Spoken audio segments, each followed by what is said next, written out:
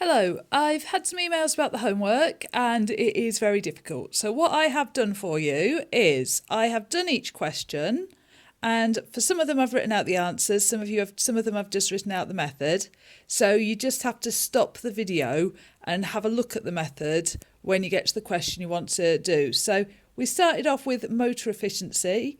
That one should have been okay as long as you remembered your gravitational potential energy equation from GCSE and the efficiency equation from GCSE. I reckon you can do that one. If you get stuck on it, there's a few more hints there. That's where I did my calculations, so you can have a look at that. Second question was about saving money. Now, it said it was a difficulty rating 1, but I found this quite tricky.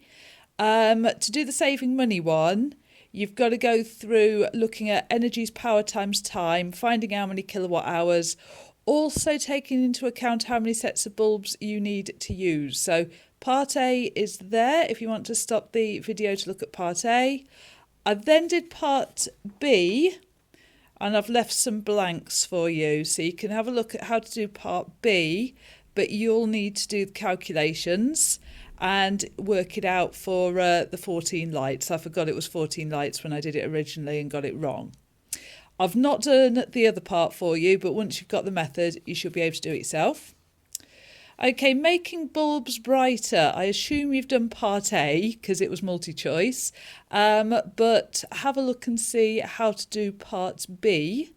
It involved you knowing what the total resistances are. So in series, you add them up. So I called the resistance of one of them R and add them to get up to 2R. And in parallel, the resistance, if they're identical, turns out to be R over 2, and you can see why. And have a look through that bit. And again, I think you can do part C. Bulbs and power. I've got my calculations for this one written out. Okay, so you're finding this one was quite tricky. I did get year 13 to do this one in class as a starter, and they did struggle. So you can see what I've done, finding potential difference over the bulb. The big bit you need to realise is the potential difference over the resistance that I've called R2 must be the same as the potential difference over the 10 ohm bulb. So once you've found that potential difference, you can have a look at that and go through. So that's that one, and you can see I've used Kirchhoff's laws. I've equated some equations, some lovely maths there for you.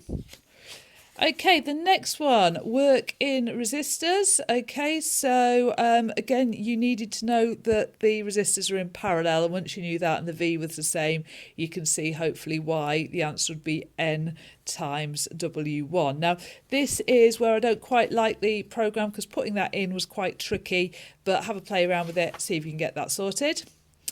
Then we've got power in resistors. And again, you can see what I've done there. I've looked at what the total resistance is of that part of the circuit. So I know what the total resistance is. It did need me use a potential divider equation. I will go through it with you, but if you want to just have a go at the questions, that's the potential differences over R2 and R3, and that's the potential difference over R1. Okay, then it got horrible. Heating a wire, if you got that one done, really well done. If you didn't, do not worry. It is a 3 out of 6. That means by the end of the year, hopefully you'll be able to do it.